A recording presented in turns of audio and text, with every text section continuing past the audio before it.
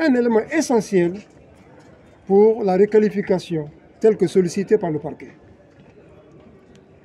Il se trouve que dans ce dossier, tout ce qui a été cité comme infraction doit se prouver. Le viol, il ne s'agit pas de discuter dans un bavardage inutile. Le viol se prouve. Le manque de volonté, l'absence de toute volonté est fonction de ce qui peut être visible. Soit la chemise, l'habit déchiré, soit des ecchymoses tels que on pourrait le trouver à travers la torture. Pour vous, la partie civile n'a pas de preuve? Il n'y a aucune preuve. Il n'y a aucun témoin qui soit venu qui puisse charger nos clients. Comment on peut condamner pour torture? Comment on peut condamner pour assassinat? Comment on peut condamner pour viol? Il n'y a aucun témoin. C'est déclaration contre déclaration. Partie civile contre les accusés.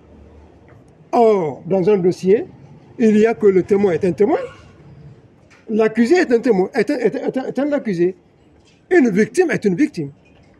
Les droits, l'équité voudrait que les témoins viennent, les preuves viennent, qu'on examine publiquement des preuves et que les témoignages concordants recueillis de part et d'autre et qui soient concordants, c'est l'exigence de la loi.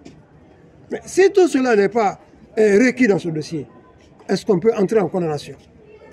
Ils sont allés, ils ont quitté la loi guinéenne pour aller vers la CPI, le fonctionnement de la CPI. Je viens de citer tout à l'heure les différents articles, entre article 66 et autres, du traité de Rome. Tous qui parlent des droits des accusés.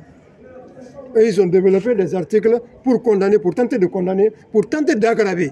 Mais il se trouve que dans un dossier aussi important, il faut prouver. Oui, il faut prouver. Les victimes, les véritables victimes ne se sont pas présentées. C'est ça le problème de ce dossier. C'est ça, on va profiter. On va profiter. Si la victime venait, on s'inclinait, on demandait pardon. On demandait pardon. Mais aujourd'hui, dans ce dossier, ni victime, ni témoin.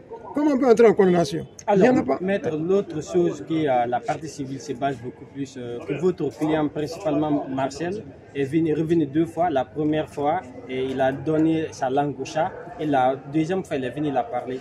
Quelle est votre analyse là-dessus? Vous savez, pour ceux qui ne savent pas, c'est un droit de garder le silence pour sa défense. C'est un droit. Si Marcel n'a pas voulu parler au départ, c'est un droit qu'il a. C'est lui qui sait pourquoi il le fait. Il ne peut pas subir la pression du public pour changer de version. Quand il a voulu parler, il a parlé. Il a dit sa version des faits. C'est un droit. Il peut se taire tout au long du procès. C'est un droit. Mais pourquoi il s'est tué, c'est lui qui sait. Et nous l'accompagnons dans ce sens. Il a dit ce qu'il sait, ce qu'il a vu, ce qu'il a constaté.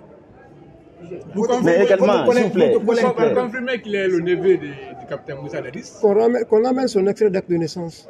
Parfait. Votre collègue parle de traitement de faveur. Qu'est-ce que vous dites par rapport à cette affirmation? Tout cela, c'est l'équité dans ce dossier. Le législateur est clair. Les traités internationaux, les conventions internationales sont claires là-dessus.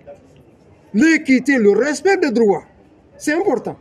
Il ne s'agit pas de faire la différence entre les accusés qui sont dans un même dossier.